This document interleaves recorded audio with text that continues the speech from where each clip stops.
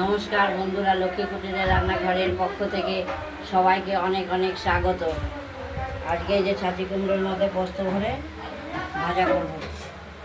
এই ছাঁচি কুমড়োগুলো আমরা ডাল তৈরি করেছি প্রেসার সেদ্ধ কুকারে, করে নিয়েছি, তাতে সেদ্ধ সেদ্ধ করে। করে নিয়েছি।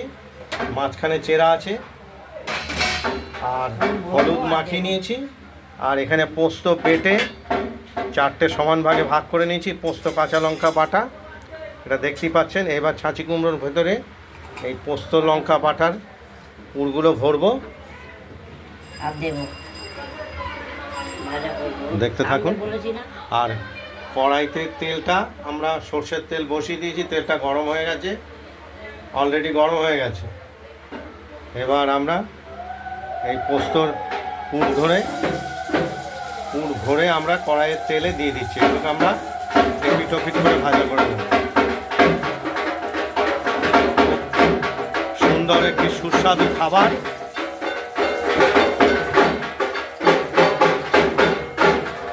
পাশে কুমোর ঘর আছে, এই কুমোর ঘর থেকে ঠাকুর যাচ্ছে, তাই বাজনা ঢাকের আওয়াজ শোনা যাচ্ছে।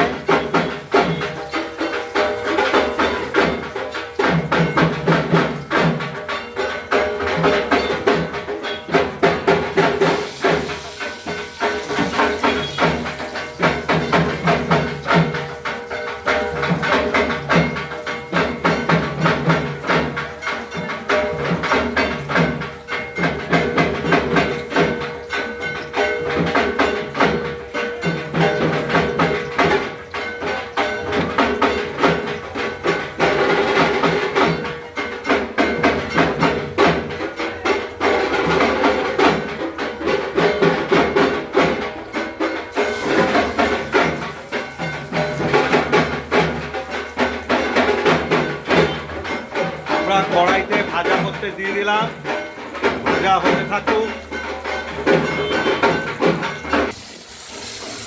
এক পিঠ হয়ে গেছে, উল্টে দিলাম।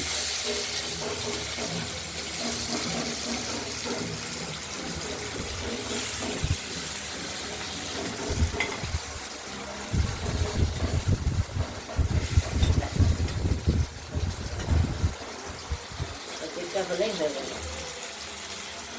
কমপ্লিট। ভাত বসিয়ে দিলাম এদিকে।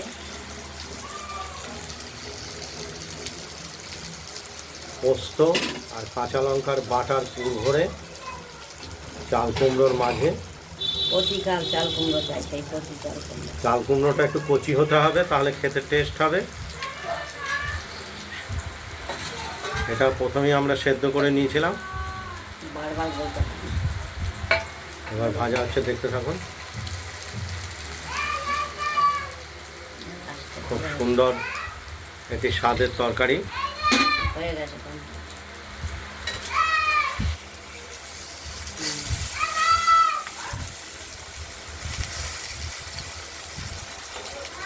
ভাজা কমপ্লিট হয়ে গেছে, ওভেনটা নিভিয়ে দিলাম। এই ভিডিওটি যদি ভালো লাগে শেয়ার করবেন, কমেন্ট করবেন। আর রান্না বান্নাটা যদি ভালো হয় তাহলে সাবস্ক্রাইব করবেন।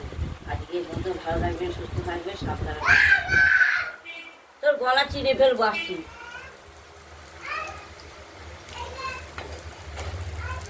নমস্কার, আজ এই পর্যন্তই। গলা চিনে ফেলবো এত